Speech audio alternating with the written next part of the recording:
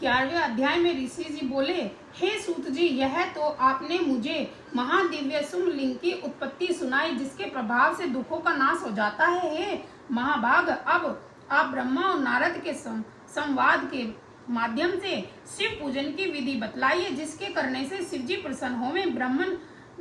ब्राह्मण, क्षत्रिय, वैश्य और शूद्र चारों वर्णों से को शिव जी की पूजा का जो अधिकार है, उसका क्या क्रम है? व्यास जी ने जैसा आपको बतलाया हो उसे मुझसे कहिए। सूत जी बोले, हे मुनीश्वर, जैसा आपने पूछा है ऐसा ही पहले श्री व्यास जी ने संत कुमार जी से पूछा था और उसे उपमन्यु ने सुना था। उसी को फिर व्यास जी ने मुझे पढ़ाया और उपमन्यु से श्री कृष्ण ने सुना। तब जिसे सबसे पहले ब्रह्मा जी ने ही कहा है, वही सब में ब्रह्मा नारद संवाद के रूप में आपसे कहता हूँ। ब्रह्मा जी बोले, हे नारद, अब मैं तुम्हें लिंग पूजन संक्षेप में कहता हूँ, ध्यान देकर सुनो। यदि विस्तार से कहूँ तो सैकड़ों वर्षों में भी संपूर्ण नहीं होगा। शिव जी की पूजा परम भक्ति से करनी चाहिए। इसके करने से सारे अनिष्टों का नाश हो जाता है। मनुष्य को संतान सुख की प्राप्ति होती है। चारों वर्णों से को सब कामों और अर्थों की सिद्धि के लिए शिव जी की पूजा करनी चाहिए। प्रातः काल ब्रह्मा मुहूर्त में उठकर गुरुदेव और शिव जी का स्मरण करता हुआ सब तीर्थों का स्मरण करे और हरि भगवान का ध्यान करे। साथ ही मेरा और देवताओं तथा मुनियों का भी ध्यान करे। फिर शिव स्तोत्र का पाठ करे और तब उठकर मल त्याग के लिए दक्षिण दिशा को जावे। वहां एकांत में मल त्याग करे और ब्राह्मण हो तो शुद्धि के लिए 5 बार हाथ धोवे, क्षत्रिय 4 बार, वैश्य 3 बार और शूद्र 2 बार हाथ धोवे।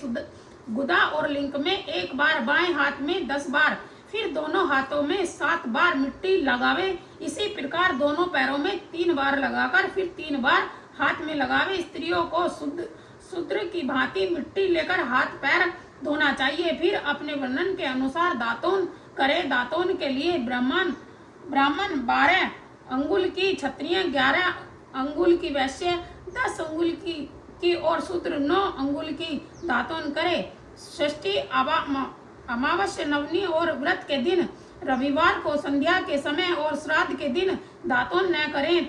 तीर्थों में सविधि मंत्र सहित स्नान करें। फिर एकांत में उत्तम स्थान में संध्या करें। फिर सविधि शिव जी को पूजे, परंतु पहले गणेश जी का पूजन कर लेवें। तदंतर आसन पर बैठ शिव जी की स्थापना करें। 3 बार आचमन कर 3 प्राणायाम करें, जिसमें मध्य में त्र्यंबे शिव जी का ध्यान करें, जिसमें 5 मुख 10 भुजाएं सब भूषणों से युक्त और जो बारंबार ओढ़े हुए। शिव जी की पूजा से मनुष्य अपने को पवित्र बना लेवे।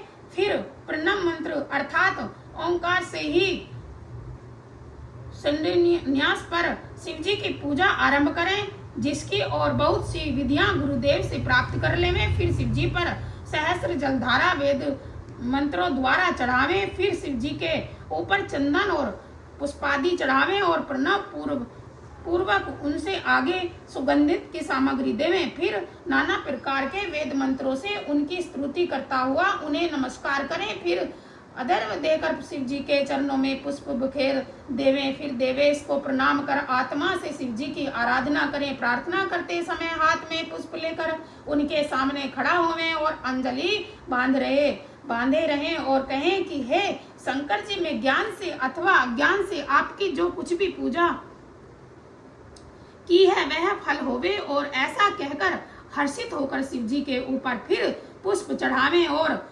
सस्य वाचन कर अनेक प्रकार के आशीर्वाद ग्रहण करें। फिर शिव जी के ऊपर पूजा की चढ़ाई हुई सभी वस्तु हटाकर नमस्कार करें और अपराध क्षमा के लिए फिर आचमन करवावें। फिर अघोर मंत्र से शिव जी की प्रार्थना करें और गले में अधिक शब्द निकाल कर उनकी पूजा करें। फिर अपने समस्त परिवार के साथ शिव जी को नमस्कार कर अत्यंत प्रसन्न होता हुआ सारे कार्यों को सुखपूर्वक करें। इस प्रकार की शिव पूजा से उसे पद पद पर सर्व सिद्धियों की प्राप्ति हो सकती है, उसका दुख मिट जाता है और शिव जी की कृपा से कल्याण पाता है तथा शिव जी की पूजा से उसे और भी गुणों की बुद्धि होती है। हे मुनिवर, यह शिव जी की पूजा की विधि कही। हे नारद, अब इसके पश्चात और क्या सुनना चाहोगे?